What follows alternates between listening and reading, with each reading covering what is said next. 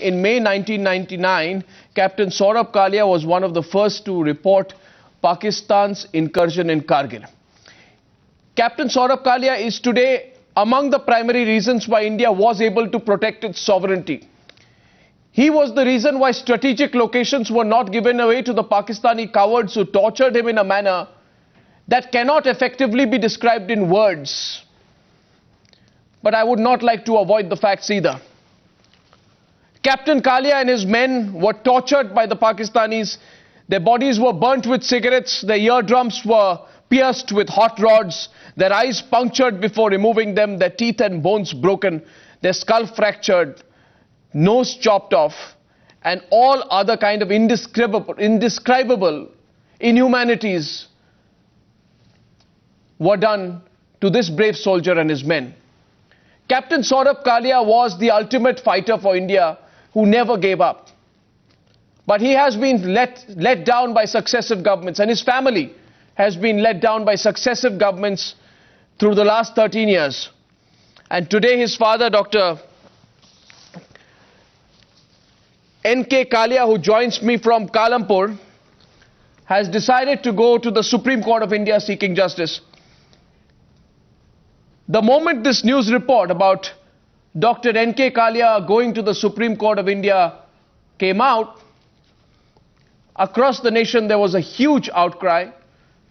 Dr. Kalia, welcome to the News Hour. I do not know what kind of direct contact you have had with people across the country, but I can tell you today that the Times Now newsroom has non-stop, we've been receiving phone calls, SMSs and emails of people, former soldiers, people who you know, people who you don't know, all demanding justice on your behalf. So, first of all, Dr. Kalia, I want to compliment you for your strength, for your spirit, Dr. Kalia, and I want you to thank me for. I want to thank you for joining us on the News Hour tonight.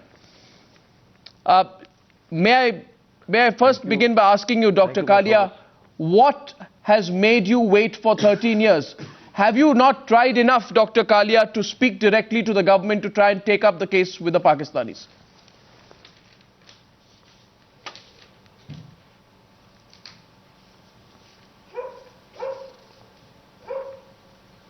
Dr. Kalia, can you hear me?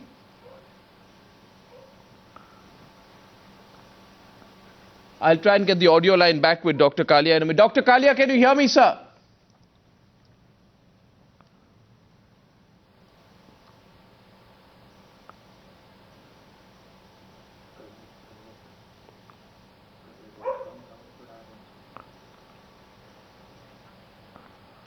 I'm having a slight audio problem with going across Dr. Kalia. I'll go across to him in just some time. Colonel Anil Kaul joins me in the studio. General G.D. Bakshi and Colonel V.N. Thapar, father of late Captain Vijay Thapar, also joins me today. As a martyr's father first, Colonel V.N. Thapar, this tragic story. Do you think our government tried hard enough? Hard enough? The question is whether they tried at all. Why would they not try at all? Well, that's what is the callousness. That is what is written so boldly in the utterances of the Minister for Foreign Affairs. He is saying that he doesn't know about this story, or he doesn't know adequately about this story to comment upon. It's a shame. It's a crowning shame. That is point number one. The second issue is that we have left it to Dr. Kalia to fight his own battle. To fight an issue, a national issue. Yep. And while we are trying to appease the Pakistanis, we are trying to do everything else. We want to play cricket with them. We want to do cultural exchanges. But where it comes to hard ball issues, we are, kind of wanting. Well, in 1999, Jaswant Singh almost broke down at a news conference when he described how 6 Indian soldiers had been tortured and mutilated before being killed. What happened after that? What is your information, sir? General Bakshi. Well, thereafter we seem to have just, forgotten all about our boys who were tortured to death. Arnab, give me a second. There is a cruel irony. There's a cruel contrast that hits me today. When Kasab was to be hanged, 200 of our professional human rights bleeding hearts, sent mercy petitions. Here is a 25-year-old young man being hanged, and they wanted him to be spared that news, which he so richly deserved. These people had not a tear to shed for a boy who was a soldier. Why do you blame the so-called bleeding hearts? Where do they come in here? This is the incompetence of the government. This is unless we put pressure on this government, do you think it will do something? Unless there is from the grassroots that kind of this thing. Arnab, I want to take this debate to a little more serious level, and that is one of the greatest experts on civil-military relations is Samuel Huntington. He started this covenant. He proposed this, this theory of the covenant between the soldier and society. By the very nature of his profession, a soldier risks his life and limb. He can die. He is ready to die on land, sea or air. He takes that oath. But he has a right to die with dignity. Absolutely. Not the way these boys were killed, tortured to death. They say it was not our soldiers. They say that we don't know who it was. I spoke to Pakistani generals, and you saw some of them on this channel. Colonel Call, let me bring you in on this. They say it is not our soldiers, it's somebody else. We don't know who it is. The Pakistani army, they say, is trained not to commit such inhumanities. I don't know how they are trained, because firstly, this particular act comes under the 3rd Geneva Convention. Secondly, and I'm quoting from the book, willfully killing, torture or inhuman treatment, including biological experiments, are termed as serious crimes called grave breaches. Thirdly, that both India and Pakistan are signatories to the Geneva Convention, which further states that nations who are party to these treaties must enact and enforce legislation penalizing any of these crimes. Do we have a legislation? I doubt very much. Whether the Pakistanis have a legislation, even that is doubtful. One more. Nations are also obligated to search for persons alleged to commit these crimes or order them to be committed and bring them to trial regardless of their nationality and regardless of the place where the crime took place. Saurabh Kalia was an Indian soldier. What has the Indian government done about it? The Indian government in this case has practically done nothing. I'm sorry to say this. The Indian government has done nothing. I want to go across to Dr. Kalia just one more time to see if he can hear me. Dr. Kalia, this is Arnab Goswami here. Good evening, sir. Is my line clear to you now, sir? Yes, sir. Good evening. Can you hear me, Dr. Kalia? Yes, sir. Yes, please, yes.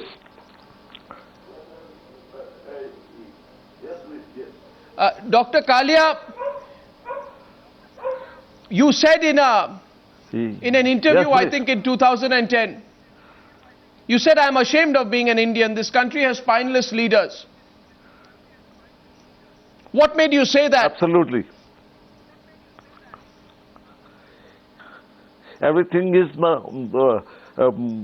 for the nation.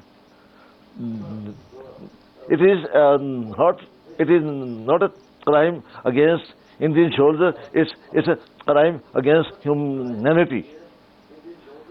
Where Indian government did nothing to expose Pakistan at all.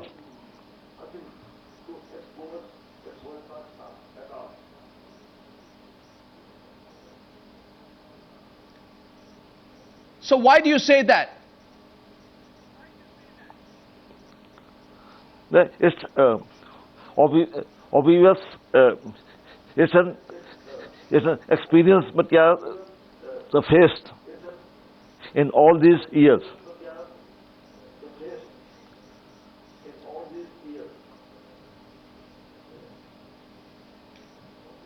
Sir, the External Affairs Ministry, I am told, informed you under the Right to Information Act, and I'm quoting out what they said to you and for our viewers, that the government of India has conveyed the anger and anguish of the Indian people to the Foreign Minister of Pakistan during his visit to India in 1999. Is this all that you received? A statement of anger and anguish? Yes, I received a letter from the then external affair Mr. Jaswant Singh. He promised that this issue will be taken up with Pakistan as well as at the international fora.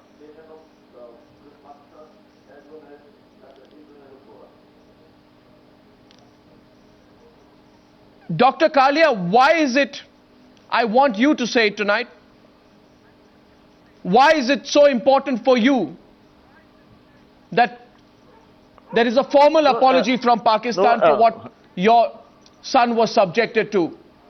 And what are you fighting for?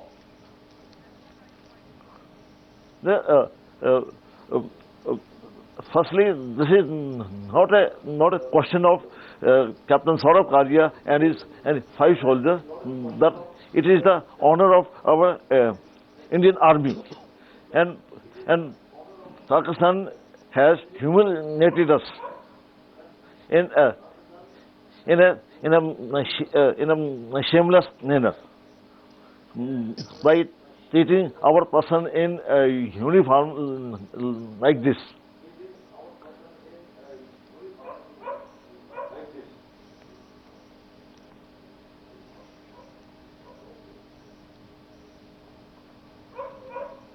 Yes, Dr. Kalia. The blood boils when you see what I'm sure you feel strongly. Well, actually, you see, we have known him personally. My wife, when she went to the Indian Military Academy, took both my son and him Together? for a canteen knickknacks.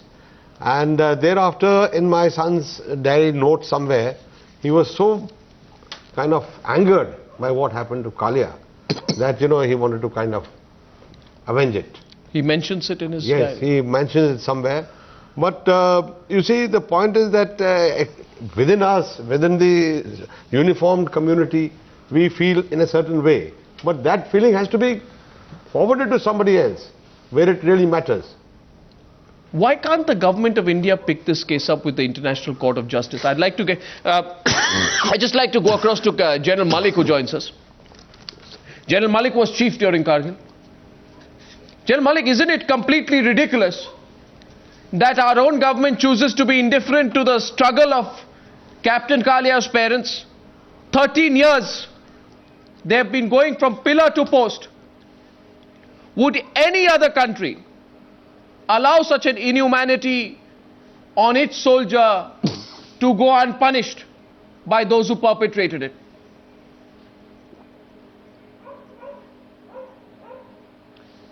Arnav, firstly I would like to pay my regards to Dr. Kalia. I've been to his house, I've met him and his wife soon after Kargil war. This particular incident in which Saurabh Kalia and 5 of his colleagues from 4 Yards, they went out on a patrol on 14th of May and never came back. And then subsequently another patrol party was sent to search them, couldn't find them. And later we came to know from the Pakistanis that they had 6 dead soldiers and they wanted to hand them over to us. I think the handing over of these bodies were done either on the 9th or 18th, most probably on the 18th.